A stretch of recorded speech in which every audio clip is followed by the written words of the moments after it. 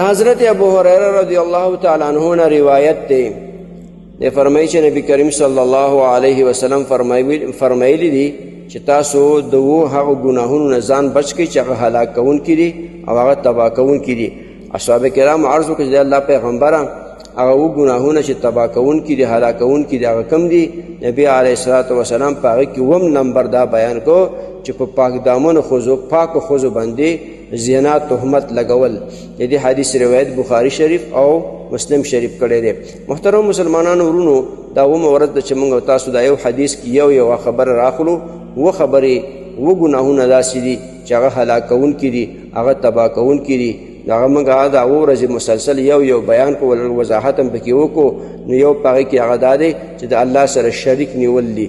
الله سره به شریک نه نیسي په عباداتو کې او په صفاتو کې، د هغه په ذات کې، په افعالو کې باید هغه سره څوک شریک نه نیسي. جادو به نه کوي، په ناحقه به مسلمان نه قتلوي، سود به نه کوي، د یتیمانو مال به نه خوري، یتیم مال به نه خوري، ځان بچ کول لپاره به د جهاد نه تېښته نه کوي، او دارنګې په پاک دامنو ښځو باندې به د زنا تهمت نه لګوي. نو دا اووه ګناهونه په دې حدیث کې بیان شوي وو. نن هم مجملا ټول بیان کړ. و دا هغه ګناهونه د محترم مسلمانانو ورونو چې دا سړی تباه کوي، دا سړی هلاکوي.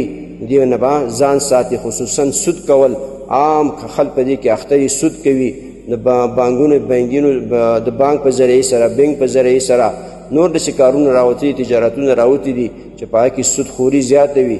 پیسې به ورکړي میاشت په میاشت پکې نه معلومې پیسې اخلي چې میاشت کې ماته 10,000 راکوي او 15,000 راکوي. دا سود دی، ناروا دی.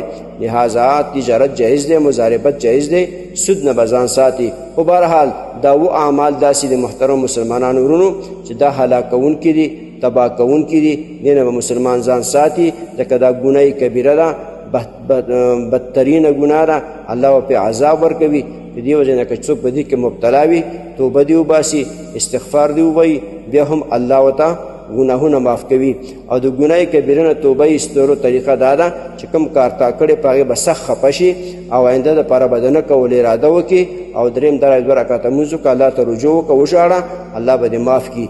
دا ګناه کبیره نه توبه ایستل دي. خو بهرحال دا اووه ګناهونه داسې دي چې هلاک کوونکي دي، تباه کوونکي دي.